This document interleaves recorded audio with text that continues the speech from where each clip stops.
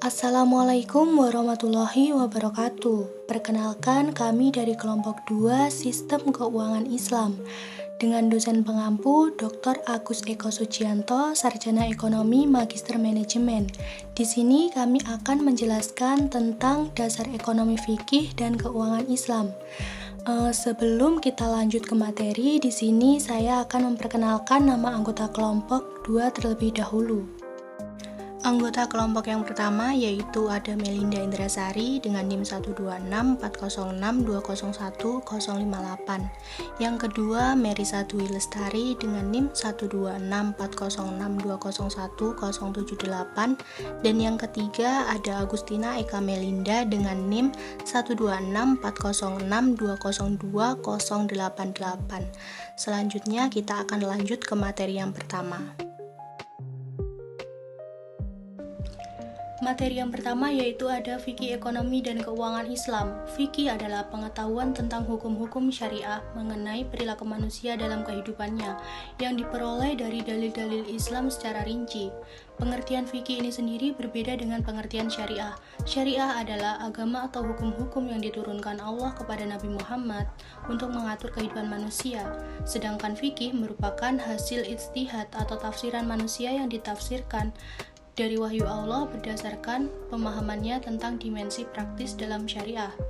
Fikih ekonomi sendiri dalam Islam mencakup tentang aturan-aturan atau rambu-rambu yang diperoleh dari hasil ijtihad manusia yang didasarkan pada wahyu ilahi, yaitu Al-Quran dan Al-Hadis, berkenaan dengan bagaimana manusia atau individu-individu dan masyarakat dapat memenuhi kebutuhan-kebutuhannya.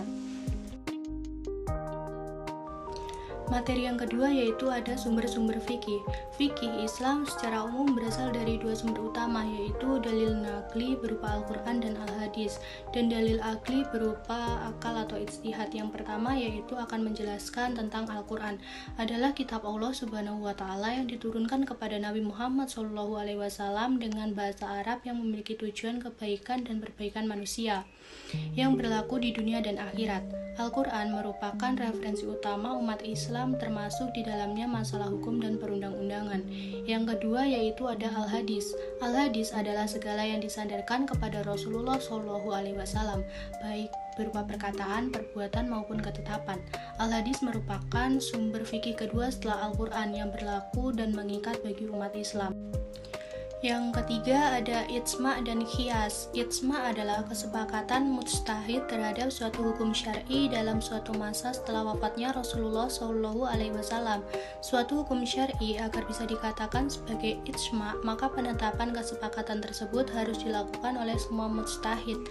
Walau ada pendapat lain yang menyatakan bahwa ijma' bisa dibentuk hanya dengan kesepakatan mayoritas mujtahid saja. Sedangkan qiyas adalah qiyas untuk menetapkan hukum pada kasus baru yang tidak terdapat dalam nas atau Al-Quran maupun Al-Hadis, dengan cara menyamakan pada kasus baru yang sudah terdapat dalam nas. Dikarenakan oleh persamaan atau kuasa hukum, secara teknis penggunaan metode qiyas dimulai dengan identifikasi ilat hukum yang terdapat dalam nas, dilanjutkan dengan memastikan apakah ilat tersebut juga memiliki hukum baru yang tidak tersebut dalam nas. Baik, materi selanjutnya yaitu maqasid syariah, di mana ini yang dimaksudkan yaitu tujuan-tujuan syariat atau rahasia-rahasia yang dimaksudkan oleh Allah dalam setiap hukum dari keseluruhan hukumnya. Inti dari tujuan syariah adalah untuk kemaslahan atau manfaat. Keseluruhan produk hukum Islam adalah untuk kemaslahatan dan manfaat bagi seluruh umat manusia. Kemaslahatan manusia ini oleh Imam Al-Ghazali direncanakan dalam 5 aspek, seperti dalam PPT, diantaranya yaitu terpeliharanya agama, yang kedua terpeliharanya jiwa, yang ketiga terpeliharanya akal, yang keempat terpeliharanya keturunan, serta yang kelima yaitu terpeliharanya harta dan modal. Baik, dalam memelihara 5 aspek pokok tujuan ini ada 2 metode. Yang pertama yaitu pemeliharaan secara preventif, yang kedua yaitu pemeliharaan secara proaktif, di mana metode preventif ini berarti melestarikan dan memelihara 5 aspek tersebut dengan melarang perbuatan-perbuatan yang berakibat bagi kerusakan 5 aspek tersebut. Sedangkan metode proaktif yaitu di mana memberikan perintah untuk mengerjakan amalan-amalan yang ada di dalam kalimat tersebut.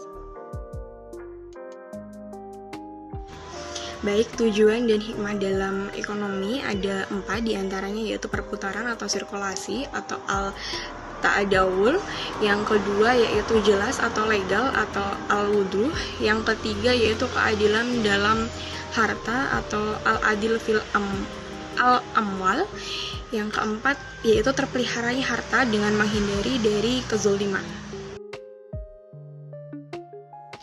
Baik, kaidah fikih dalam muamalah ini diartikan bahwa kegiatan muamalah yang notabene keduniaan ini manusia diberikan kebebasan sebebas-bebasnya untuk melakukan apa saja yang bisa memberikan manfaat untuk dirinya sendiri, masyarakat, lingkungan sekitar, selama hal tersebut tidak melanggar ketentuan yang ada.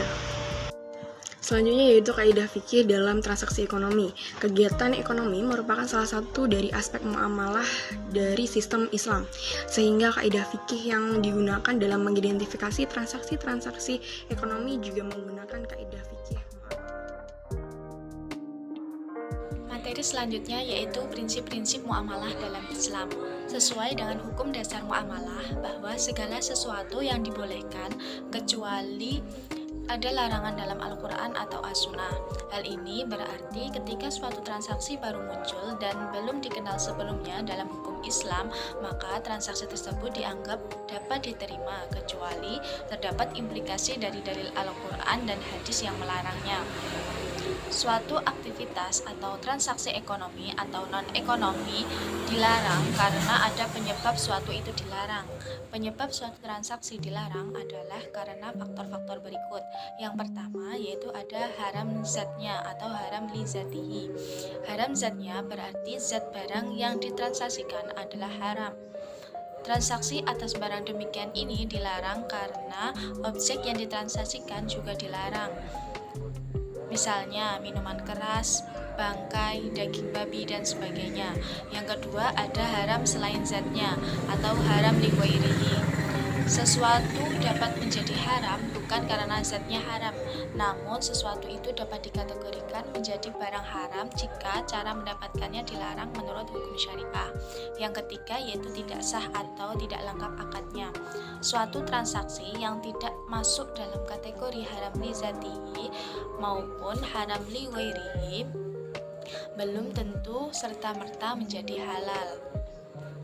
Masih ada kemungkinan transaksi tersebut menjadi haram bila akad atas transaksi itu tidak sah atau tidak lengkap.